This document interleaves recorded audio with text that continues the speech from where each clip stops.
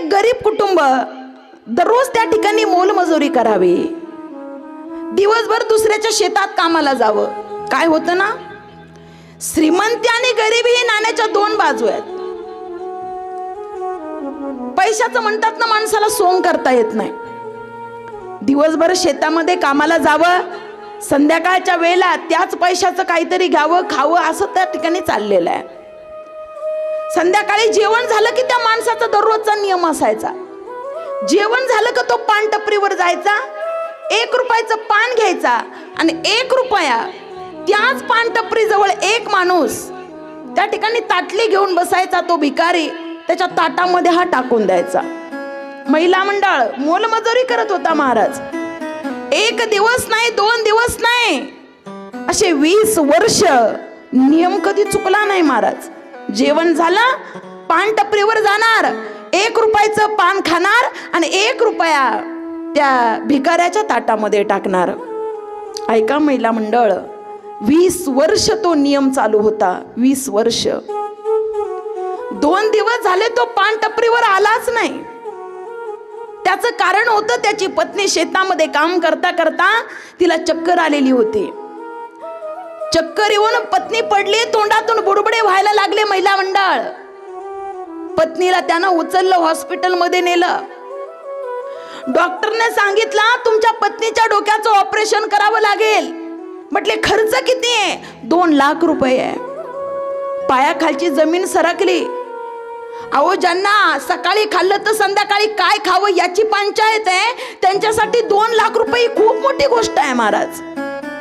अरे, जी अर्धांगिनी आहे, जी सुखदुःखामध्ये सहभागी आहे, जी थोडा उशीर झाला तर वारंवार फोन करणारी ती अर्धांगिनी आहे. अख्खं जग विरोधात जातं तरी पत्नी त्या ठिकाणी सोबत उभी राहते.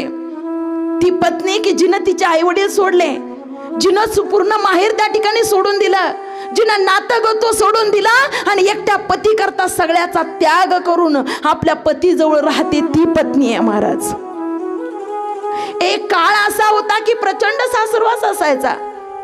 अख्खं घर त्या ठिकाणी विरोधात असेल आणि एकटा पती जर म्हटलं ना, तू नको काळजी करू बस, ते वाक्यच खूप त्या ठिकाणी समाधानकारक असतं महाराज. एकटा पती आपल्या सोबत असला पाहिजे. तो विचार करतो, लग्न झाल्यापासून या गरिबीला आग लागली आहे. उभं आयुष्य गेलं कष्ट करण्यामध्ये. 2 लाख आता कुठून घेऊन येऊ? सकाळी खाल्लं तर संध्याकाळी खाण्याची पंचायत आहे. ज्यावेळेला माणसावर संकट येतं ना, त्यावेळेला माणसाला नातेवाईक आठवतात महाराज. तो नातेवाईकांकडे गेला. या जगामध्ये ज्यांना आपण आपलं म्हणतो ना, ते कधी बदलतील सांगता येत नाही महाराज. बराच वेळेला ज्यांच्यावर आपण पूर्ण विश्वास टाकतो तीच माणसं विश्वासघात करत असतात महाराज. असं वाटतं ना, मला काही जरी टेन्शन आलं तर माझी माणसं आहेत. नाही महाराज, खरी जीवनात वेळ आल्यावरती माणसं कळतात, ती आपली आहेत का परकी आहेत. स्वार्थी जग आहे महाराज हे. नातेवाईक म्हटले, तुझ्या पत्नीचं ऑपरेशन करायचं गोष्ट खरी आहे. अरे, 2 लाख रुपये द्यायचे ही गोष्ट खरी आहे. आजच्या काळामध्ये माणसाच्या जीवापेक्षा पैसा जास्त महत्वाचा झालाय महाराज. अरे, एखादं डिलिव्हरीचं पेशंट जर हॉस्पिटलला गेलं तर पहिला फॉर्म भरा, पहिली सही करा. ती बाई मरण यातना सहन करते महाराज. आता जीव जाईल का मग जाईल अशी परिस्थिती तिची होते. पण पैशाशिवाय कोणतंही झाडाचं पान सध्याच्या स्थितीला हलत नाही महाराज. नातेवाईकांकडे गेला, हो तुम्ही जर नाही पैसे दिले तर माझी पत्नी मरेल, हो मी थोडे थोडे करून तुमचे पैसे देईल ना. नातेवाईकांनी सांगितलं, नाही, तुला पैसे दिले तर वापस येईल याची काय गॅरंटी आहे? अरे, आम्ही काय लय श्रीमंत नाही आहे, तुला पैसे द्यायचे ना आम्ही काय भिकारी व्हायचं काय? कुणी पैसे दिले नाही महाराज. ही सगळी वार्ता त्या भिकाऱ्याच्या कानापर्यंत गेलेली होती. आता वाटत होता डॉक्टरने सांगितलंय उद्या ऑपरेशन करावं लागेल. उद्यापर्यंत 2 लाख रुपये नाही आले आणि नाही ऑपरेशन झालं तर तुमची पत्नी या जगातून निघून जाईल. खळखळा डोळ्यातून अश्रुधारा चालू होत्या महाराज. कुणी कुणाचं नाही. एकटाच डोक्याला हात लावून बसलेला होता. कुणी माझी मदत करेल काय? तो देव तरी खाली उतरेल आणि माझी मदत करेल काय? माझ्या पत्नीला मृत्यूच्या मुखातून त्या ठिकाणी वाचविल काय? आकांत करून रडत होता, पण ते रडणं ऐकायला सुद्धा कोणी जवळ नव्हतं महाराज. आपल्या आयुष्यामध्ये ना मला वाटतं 10 स्वार्थी माणसं असण्यापेक्षा एक वाघासारखा माणूस आपल्या सोबत असला ना काही गरज नाही महाराज या जगाची. एक आपल्या सोबत पाहिजे महाराज, बस. तुम्हाला सांगेन मी, अरे कौरव पांडवामधलं 100 एकही वाचलं नाही आणि 5 एकही गेलं नाही, हे प्रामाणिकपणाचं फळ असतं महाराज जीवनामध्ये. दुसऱ्याला फसवताना, दुसऱ्याच्या नरड्यावर पाय देत असताना, दुसऱ्याला लुटत असताना, अरे उभं आयुष्य खर्च केलेलं असतं हो एखादी गोष्ट खर्च करण्याकरता. तिथं जर फसवत असाल तर त्याचा आत्मा काय म्हणत असेल हे फक्त त्याला माहितीये महाराज. कुणी नव्हतं बरोबर. जावं तर लागेल ना महाराज. मी जर नाही गेलो तर माझी पत्नी, शेवटची भेट तरी होईल, शेवटचं बोलणं तरी होईल. जिनं माझ्याकडे कधी साडी सुद्धा मागितली नाही, जिनं कधी एखाद्या ब्लाऊज पीस साठी कधी हट्ट केला नाही, ती पत्नी आज मृत्यूच्या दारात आहे, पण तिला मी वाचवू शकत नाही. काही दुर्दैवी नवरा आहे मी काहीच कमवू शकलो नाही. आता सकाळच्या वेळेला त्या ठिकाणी रात्र रडण्यामध्ये गेली. सकाळच्या वेळेला निघाला महाराज. हॉस्पिटलच्या पायऱ्या अगदी जड अंतकरणाने चढत होता महाराज. कसं बस हॉस्पिटल मध्ये प्रवेश केला. ती जवळ असणारी नर्स बोलते, काका इकडे या. काय झालं बाई?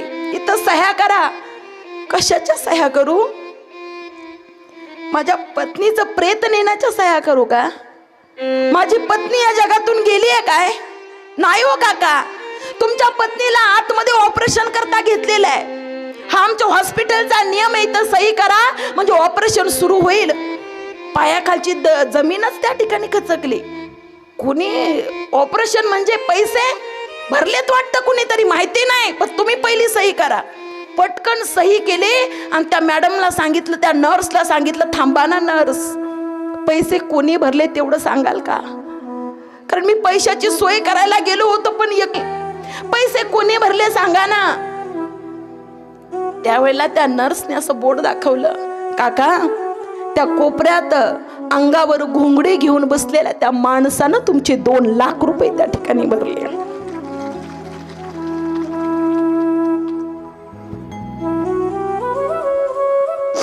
जवळ गेला महाराज. पावलं जड होत होती. कोण असेल हा देव माणूस? कोण असेल हा श्रीमंत माणूस? का जगाचा मालकच खाली उतरला? कोण असेल हा माझा नातेवाईक? कोण असेल? ओळखीचा असेल का? मनामध्ये प्रचंड प्रश्न होते महाराज तिथपर्यंत जाईपर्यंत. जवळ गेला. हिम्मत होत नव्हती महाराज, पण बघावं लागेल ना. तो दान करणारा, तो दातृत्व सांभाळणारा, तो श्रीमंत माणूस आहे तरी कोण? जवळ गेला. अरे घोंगडी त्याच्या डोक्यावरची ओढली. त्याला पाहिलं, शॉक बसल्यासारखं झालं. तो दुसरा तिसरा कुणी नसून ज्याला 1 रुपयाचं दान 20 वर्ष करत होता त्या भिकाऱ्याने याचे 2 लाख रुपये त्या ठिकाणी हॉस्पिटलला भरले होते महाराज. हात जोडले, काका तुम्ही 2 लाख रुपये भरले, माझ्या पत्नीला तुम्ही वाचवला. अहो तो भिकारी म्हणतो, बाबा एवढं मनाला लागून घेऊ नकोस. अरे आज माझ्याकडे 2 लाख रुपये होते, पण एक वेळ अशी होती का दिवसभर काही खायला मिळालं नाही, तर तुझ्या 1 रुपयाची वाट मी दिवसभर बघत होतो. ज्यावेळेला तू 1 रुपया माझ्या ताटात टाकायचा त्यावेळेला माझं पोट भरायचं आणि मला रात्रीची झोप यायची. अरे 20 वर्ष तुम्हाला 1 रुपयाचं दान केलंय, मी तर एकाच दिवस दान केलंय, अजून उरलेली वर्ष त्या ठिकाणी बाकी आहे. हे दानाचं महत्व आहे महाराज.